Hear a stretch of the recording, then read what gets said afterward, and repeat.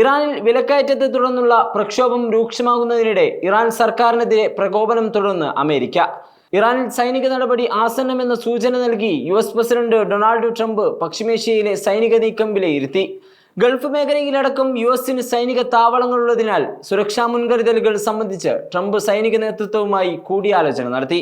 ഇതിനു പിന്നാലെ ഇസ്രായേലും ക്യാബിനറ്റ് യോഗം ചേർന്ന് ഇറാനിലെ കാര്യങ്ങൾ വിലയിരുത്തി.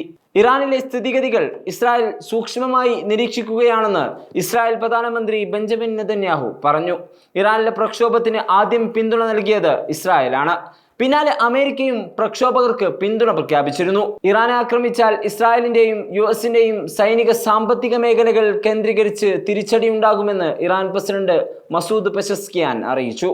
ഇറാൻ ജനത സ്വാതന്ത്ര്യം ആഗ്രഹിച്ചാൽ സഹായിക്കാൻ US തയ്യാറാണെന്ന് ട്രംപ് സമൂഹ മാധ്യമത്തിൽ കുറിച്ചു. ഇറാനിൽ കലാപം അഴിച്ചുവിട്ടത് അമേരിക്കയും ഇസ്രായേലുമാണെന്ന് ഇറാൻ പ്രസിഡന്റ് ഇന്നലെയും ആവർത്തിച്ചു.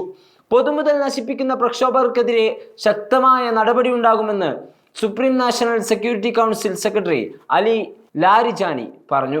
ഇറാൻ 4 ഭാഗത്തു നിന്നും ശത്രുക്കളെ നേരിടേണ്ടി വരുമെന്ന് പാർലമെന്റ് സ്പീക്കർ ഖാലിബാഫ് പറഞ്ഞു.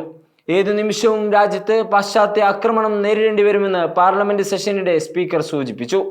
ഇസ്രായേലും US-ഉമാണ് ഇറാനെ ആക്രമിക്കുന്നതെന്നും അദ്ദേഹം പറഞ്ഞു. അമേരിക്കയും ഇറാനും തമ്മിൽ പ്രകോപന പ്രസ്താവന തുടരുകയുമാണ്. കളിക്കാൻ നിൽക്കരുതെന്ന് ഇറാനോട് US സ്റ്റേറ്റ് ഡിപ്പാർട്ട്മെന്റ് പറഞ്ഞു.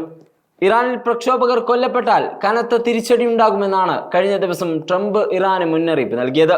പ്രക്ഷോഭം പലയിടത്തും സുരക്ഷാ സേനയും പ്രക്ഷോഭകരും തമ്മിൽ നേരിട്ട ഏറ്റുമുട്ടലിലേക്ക് നയിച്ചു.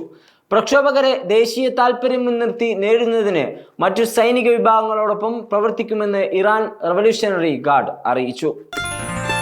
Way2Nikah.com, the exclusive Muslim matrimonial site.